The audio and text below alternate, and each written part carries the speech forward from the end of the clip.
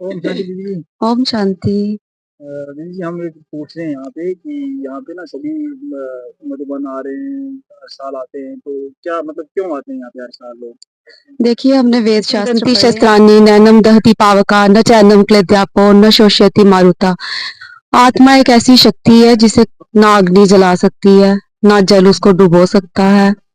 वो एक ऐसी ऊर्जा है जो इस तन को चलाती है ना। हम ये सुनते आए हैं, लेकिन हम इसका प्रैक्टिकल अनुभव नहीं कभी कर पाए।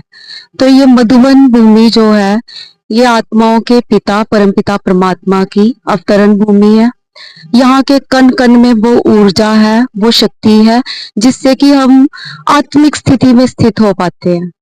जिस स्थिति को पाने के लिए, अंतर्मुखी होने के लिए लोग जंगलों में, पहाड़ों पे, उस ऊंची स्थिति को पाने के लिए ऊंचे ऊंचे स्थानों में जाते हैं। ये ऐसा स्थान है जहाँ हम आते ही एकदम लाइट हो जाते हैं, मतलब कि जैसे कोई बोझ है ही नहीं सिर पे। तो आप कितने टाइम से फॉलो कर रहे हो? मैं 2011 से आती हूँ। जैसे सभी फॉलोअर होते हैं गुरु के, वैसे ही यहाँ पे भी यहाँ पे शिव परमात्मा जो सुप्रीम क्रिएटर है ना, जो सुप्रीम क्रिएटर है, सुख का सागर, शांति का सागर, आनंद का सागर, प्रेम का सागर, मुक्ति जीवन मुक्ति दाता। तो ये एक महातीर्थ है, एक महान तीर्थ है। जैसे हम किसी तीर्थ पर जाते हैं, तो तीर्थ पर जाने का क्या मकसद होता है कि अगर जैसे महाकुंभ लगा है, कहते हैं स्नान करेंगे शरीर स्वस्थ होगा, लेकिन आत्मा तो कहीं नहीं धुलती है ना। आत्मा तो कभी नहीं, कोई आत्मा तो पुण्य आत्मा नहीं बन जाती है ना। तो ये मेहनत करनी पड़ती है। बाबा कहते हैं जब तक हमारी दृष्टि पावन नहीं ना होगी, इधर सबसे बड़ी चीज है कि ये दैहिक दृष्टि समाप्त करने का पुरुषार्थ कराते हैं कि हमारी दृष्टि बिल्कुल आत्मिक दृष्टि हो जाए, दैहिक दृष्टि समाप्त हो, भाई भाई की दृष्टि आए। तो उस तरीके से जब तक दृष्टि पवित्र नहीं होगी तो आदि सनातन देवी देवता धर्म की स्थापना नहीं हो सकती। तो वास्तव में यहाँ पर ये शिवालय है, इसको हम शिवालय कहते हैं, और यहाँ आदि सनातन देवी देवता धर्म की स्थापना हो रही है। और जो पूरी सृष्टि का बीज रूप है ना, वो कंसोलिडेटेड फॉर्म में शिव तो है ही, वो पूरी सृष्टि का चैतन्य बीज रूप। तो बाबा हमें कहते हैं, हम शिव बाबा को ही बाबा कहते हैं प्यार से, कि आप भी बीज रूप स्थिति में स्थित होना सीखो। मतलब कि आत्मा के जो 7 गुण है, सुख शांति आनंद प्रेम पवित्रता ज्ञान और शक्तियां, इसका स्वरूप बनाते हैं यहाँ पे।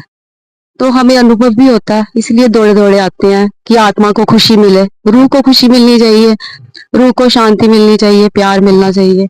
वो हमें यहाँ महसूस होता है, तो हम 100 काम छोड़कर इधर दौड़ के आते हैं। ऐसी बहुत सारी वीडियो हैं जैसे ना नेगेटिविटी के बारे में कि यहाँ पे भाई भाई बनाते हैं, यहाँ पे मतलब भाई बहन बन जाते हैं, तो इसके बारे में क्या कहते हैं आप? आत्मिक दृष्टि से तो हम सब भाई भाई ही हैं। अगर एक पिता की संतान है, तो ये जो supreme creator, supreme director, principal creator है इस पूरी सृष्टि का, उस नाते तो आत्मिक नाते से भाई भाई बनाते हैं, शरीर के नाते से तो नहीं। हम मैरिड हैं तो हम अपने पति को भाई थोड़ी कहते हैं, आत्मिक दृष्टि से तो भाई है। आपका कोई ऐसा अनुभव जो इतने सालों से आप चल रहे हो, कैसा क्या खास अनुभव रहा जिससे आप कंटिन्यू चल रहे हो? कंटिन्यू देखिए, अनुभव तो यहाँ आकर ज्यादा अच्छा लगता है। मेरा अनुभव ऐसे रहा कि शुरू से ही पूजा पाठ तो हम करते ही थे। बिफोर मैरिज भी श्री कृष्ण से बड़ा प्यार था, भागवत गीता मैं रोज पढ़ती थी। तो उस नाते से जब यहाँ पे चलने लगे, तो पता चला कि 33 करोड़ या 33 प्रकार के कहो देवी देवता हैं। लेकिन ये क्वेश्चन तो माइंड में जरूर आता था कि कोई एक तो होगा ना, जिसको कहते हैं गॉड इज वन, जिसको कहते हैं सुप्रीम क्रिएटर एक है, कोई एक तो होगा ना। तो उस नाते से जब सत्य परिचय मिला परमात्मा का कि 33 करोड़ देवी देवता हो सकते हैं, 33 करोड़ पिता थोड़ी हो सकते हैं, आत्माओं का पिता तो एक ही है। उस रीति से अगर देखें हम, तो गॉड इज ट्रुथ है ना, वही सत्य है। तो सत्य से जुड़ना नहीं पड़ता, यहाँ जिस जगह से हमें प्राप्ति हो रही होती है वहां जुड़ना नहीं पड़ता। जहां से हमें अविनाशी सुख शांति आनंद प्रेम पवित्रता मिल रहा है, वहां हमें जुड़ने की मतलब कि मोहब्बत है। जैसे बोले हम प्यार से जुड़े हुए हैं, कोई जोड़ नहीं रहा है ना, प्यार से ही हम जुड़े हुए हैं, चल रहे हैं प्यार से। भगवान का नाम हम कहीं से भी ले सकते हैं, यहाँ आना जरूरी है। तपोभूमि है ना, इसीलिए कहा यहाँ बहुत ज्यादा तप किया है। हमारे ब्रह्मा बाबा हैं, है ना, हमारी बड़ी बड़ी दादियां। अब यहाँ पे टावर ऑफ पीस है, कहते हैं वो holiest of the holy place है। ये holiest of the holy place है। हमारे में इतनी शक्ति नहीं कि हम स्वयं पावन बन जाएं, लेकिन परमात्मा जो पतित पावन है उसने हमें इनवाइट किया है, वो हर साल इनवाइट करते हैं कि आओ। तो मुझे तो लगता है सबको आना चाहिए। खुद तो इतनी शक्ति नहीं रही, घोर कलयुग चल रहा है, सतयुग त्रेता द्वापर कलयुग, अभी आयरन एज है में हम बैठे हुए हैं, तो हमारे अंदर आत्माओं के अंदर इतनी शक्ति है ही नहीं, है ना।